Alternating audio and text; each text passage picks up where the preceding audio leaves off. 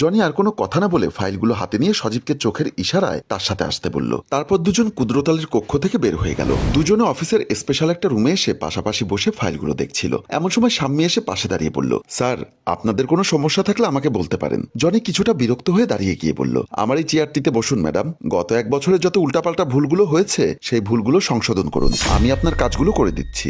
সাম্মি বুঝতে পারলো জনি রাগ করেছে, তাই আমতা আমতা করে বলল, কি বলছেন স্যার? আমি আপনার এই কাজগুলো কিভাবে পারবো? আপনাকে এখানে ডেকেছে কে? আপনি এখানে এসেছেন কেন? আসলে স্যার আমি বলতে চেয়েছিলাম আপনারা কি চা নাস্তা কিছু খাবেন কিনা, সেজন্য বলছি আপনাদের কোনো সমস্যা থাকলে আমাকে বলতে পারেন। আমাদের কোনো সমস্যা নেই, আপনি এখন আসুন। সাম্মি আর কোনো কথা না বলে চুপচাপ স্থান ত্যাগ করলো। সজীব বলল, কিরে তুই ওর সাথে এভাবে খারাপ ব্যবহার করলি কেন? আমি না এমনই, তোর মতো মেয়েদের উপর ঢলে পড়তে পারি না, আবার মিষ্টি করে কথা বলতে পারি না। আমি কখন ঢলে পড়লাম আর মিষ্টি কথা বললাম?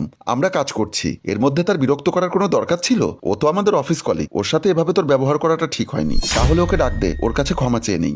জনি, কি ব্যাপার, তুই অল্পতে রেগে যাচ্ছিস কেন?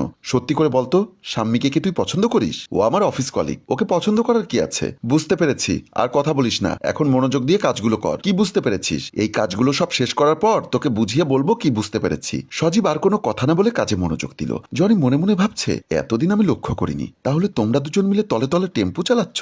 দাঁড়াও, তোমাদের ব্যবস্থা আমি করছি। কি হলো বৌমা, কখন থেকে তোমাকে ডাকছি? এসো, খেতে এসো। আম্মা আপনি কি একটু আমার পাশে বসবেন? রাজিয়া বেগম শান্তার পাশে বসে বলল, কি হয়েছে বৌমা, তোমার কি মন খারাপ? সজীবের সাথে কি ঝগড়া হয়েছে?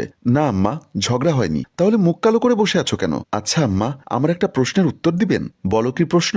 বিয়ের পরে স্বামীরা পরকিয়া করে কেন? কেন করে জানি না, আমার শ্বশুর আব্বা কি কখনো পরকিয়া করেছে? রোজিনা বেগম মুচকি হেসে বলল, তোমার শ্বশুর আমাকে ছাড়া কিছুই বুঝতো না, আর পরকিয়ার কথা বলছো? আমাদের সময় তোমাদের মতো মোবাইল ইন্টারনেট ছিল না, আমাদের পরকিয়া আসক্ত হবার সম্ভাবনা ছিল খুবই কম। তাহলে তো আম্মা আপনি খুব ভাগ্যবতী। আমার জানা মতে তুমিও তো ভাগ্যবতী। ছোটবেলা থেকে দেখছি সজীবের স্বভাব বাবার মতোই হয়েছে। কিন্তু আম্মা আমার তো সন্দেহ হয়। কেন সন্দেহ হয়? চারিপাশের পরিস্থিতি দেখে সজীবকে নিয়ে আমার খুব সন্দেহ হয়। এই যেমন সকাল থেকে আপনার ছেলে আমাকে একটা কলও দেয়নি, অফিস থেকে এসে আমার সাথে আগের মতো ভালো মন্দ কথাও বলবে না, ঘুমিয়ে থাকে। সপ্তাহে ছুটি পেলে সেদিনও ঘুমিয়ে থাকে, আমাকে নিয়ে বাইরে কোথাও ঘুরতে যায় না। এগুলো কি পরকিয়া করার মতো কোনো কারণ হলো? ওকে কি বাসায় এসে মোবাইলে কারোর সাথে কথা বলতে দেখেছো?